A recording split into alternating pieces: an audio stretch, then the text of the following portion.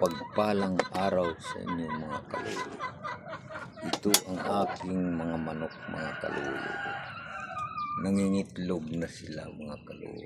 Ayan, ayan mga kalulu. Ito. Ayan. Ito mga kalulu. Ayan. Tuwing umaga ako nag-harvest itlog mga kalulu. Ayan. Ayan.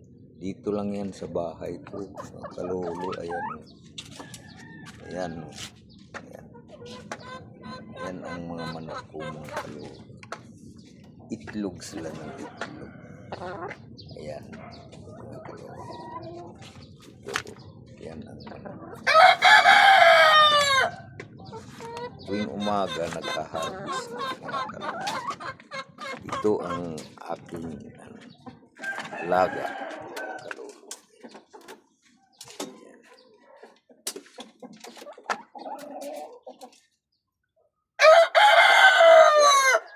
Kuroko. Ayan. Ito ang training sa amin ng Ateneo mga kalulu na pwede dito sa bahay mag-alaga. Ayan.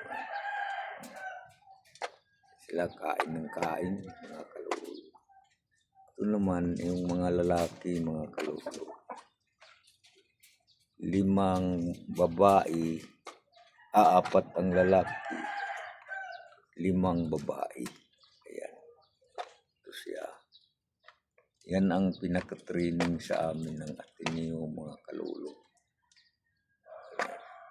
Pag-alaga sa bahay mga kalulu.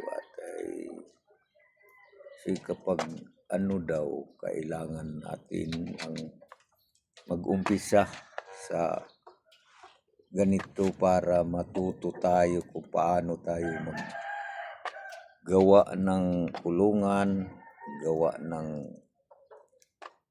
kanilang saka yan lang ang pakainan ko mga kalulu sa kanila. Yan. Kasi training pa lang naman mga kalulu. Hindi pa naman ito talagang dito lang sa bahay muna. Para matutunan natin kung paano sila alagaan. Maganda. Ayan.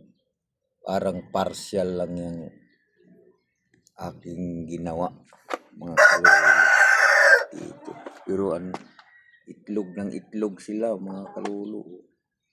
Kahit ganyan lang silang gawa-gawa ko lang ng kainan. Ano lang ito samantala ang mga kalulu yung kainan nila.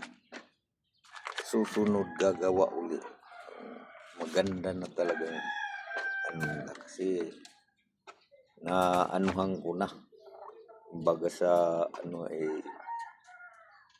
natuto na. Ayan.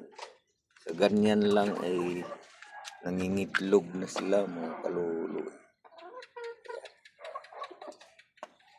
Dito na lang mga kalulu. Pakita ko lang sa inyo itong aking kulungan at saka yung itlogan ng aking manok.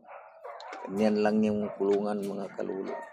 Pa-slide para yung itlog punta sa baba.